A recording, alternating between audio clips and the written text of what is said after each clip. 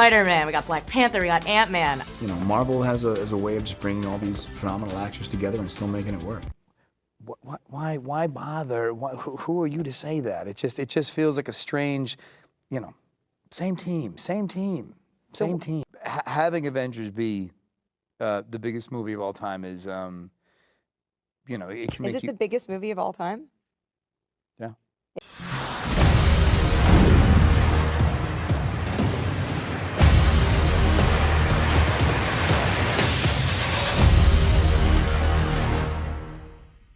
In just a decade, Marvel Studios has redefined the franchise movie. Its 22 films have grossed some $17 billion, more than any other movie franchise in history. At the same time, they average an impressive 84% approval rating on Rotten Tomatoes. Look, the MCU is consistently making good movies, and so I think a lot of people are giving them their rightful credit and recognizing that they make some really, really great. And have you ever wondered just why Marvel Studios is so known for making incredible films? Well, that has a lot to do with talent in regards to who is in charge. That would be Sam Raimi and Kevin Feige, alongside the choices they make with who will play the very known superheroes in the comic books that the great Stan Lee created.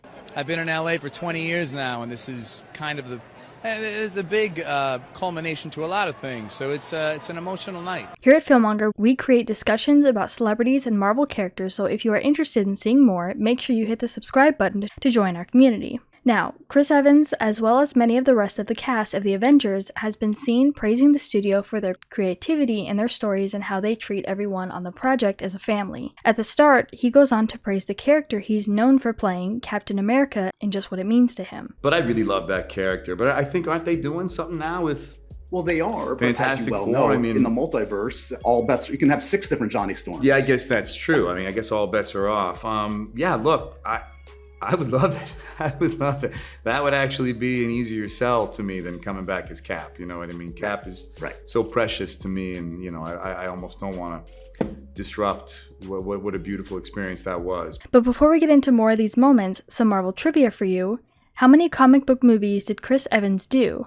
Leave your answer in the comments down below and stick around to the end of the video to find out if your answer was correct. In a game of Agree to Disagree with Taika Waititi, he is asked if the Captain America suit is the best in Marvel, and his answer might surprise you. You know, it's the suit for him, and it works for him. But if we're measuring against all the Avengers, let's be honest, it's not the best. I mean, shit, they're all better than mine. Whether it's Scarlet, whether it's Hemsworth, whether it's Tom Holland. I mean, they all wear... Tom does a great job with his suit. He does. He goes on to talk about his decision to take on this role and how grateful he is that he took it.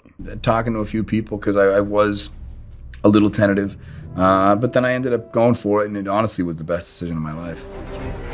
How'd you feel? Taller. And you initially turned it down, is that right? Yeah. Wow. And one of the reasons he was a little skeptical of signing this contract of being Captain America is because it wasn't just a movie or two. It was a decade-long movie schedule that he was committing to and couldn't back out. You know, indies or maybe something else. You know, maybe in a couple of years I don't want to act anymore. I don't know. It's just 6 movies can be spread over 10 years, and you're making a decision for a decade, and it's not just a decision for you.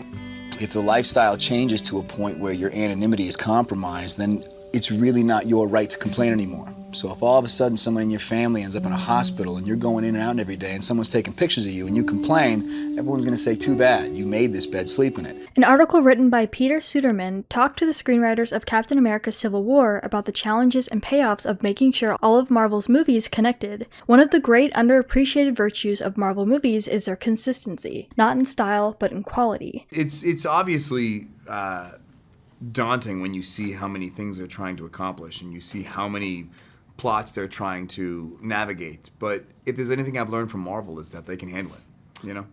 Absolutely. Not all of them are great, but all of them are at least pretty good. There's not a truly bad movie in the bunch. That consistency is due in no small part to the way that Marvel develops its movies, planning multiple films years in advance and treating each story as a strand in a shared narrative universe. That singular point of ownership and creative control has allowed the studio to produce the sort of character-packed, continuity-heavy movies that in previous years would have been considered too expensive to produce, too difficult to execute, and too complex for audiences to follow. I did. I've seen those comic books. It's pretty cool when you see them both on the cover and you think, how do both those do Yes, but the biggest worry is not only trying to make the guy entertaining, but to make sure that the series stays entertaining, you know?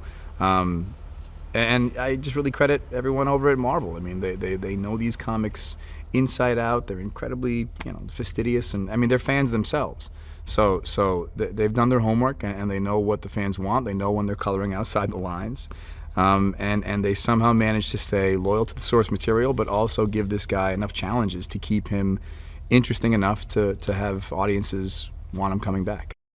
In particular, it lets Marvel coordinate and develop a larger cast of characters and interconnected storylines in ways that no other movie studio had ever really attempted before, allowing for a narrative sprawl in which stories are drawn out over the course of multiple films released many years apart. And you were initially reluctant to be Captain America, though. Yeah, I was scared. Because at first it was some 9-picture contract. Decided to do it ultimately. It kept coming back my way. I said no a few times, and it kept coming back. And I talked to a few people in my life, family and friends, and it just started to kind of make sense. But real quick, make sure you guys check out our Instagram page, linked down in the description. There's a ton of interview moments and memes, so make sure you check it out and give us a follow. Being a part of good movies, Marvel has a history of making really good work. So anytime you get to associate yourself with quality filmmaking, it's a blessing. Well, it's not so much an origin tale. In the beginning of our first installment, you have to establish who the character is, and as a result, it can be slow setting up a plot. So this movie, you get to dive right in.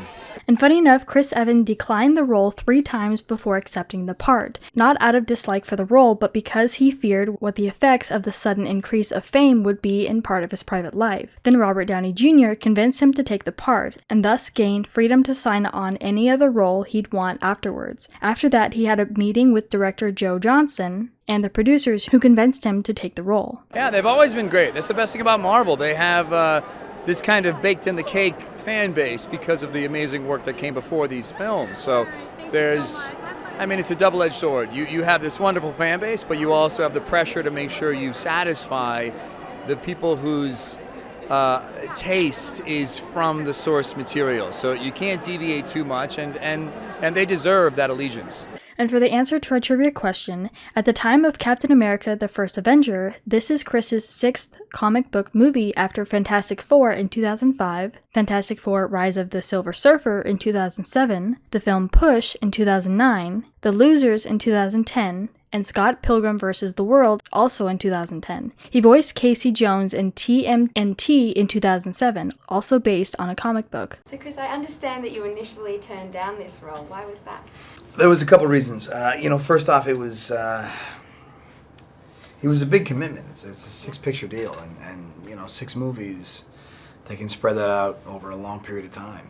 Kevin Feige offered a deceptively simple explanation and variety. I've always believed in expanding the definition of what a Marvel Studios movie could be. We try to keep audiences coming back in greater numbers by doing the unexpected and not simply following a pattern or a mold or a formula. The secret seems to be finding the right balance between creating innovative films and retaining enough continuity to make them all recognizably part of a coherent family. I know you were a bit hesitant to sign on with this Marvel deal at first. Now you're 3 films in.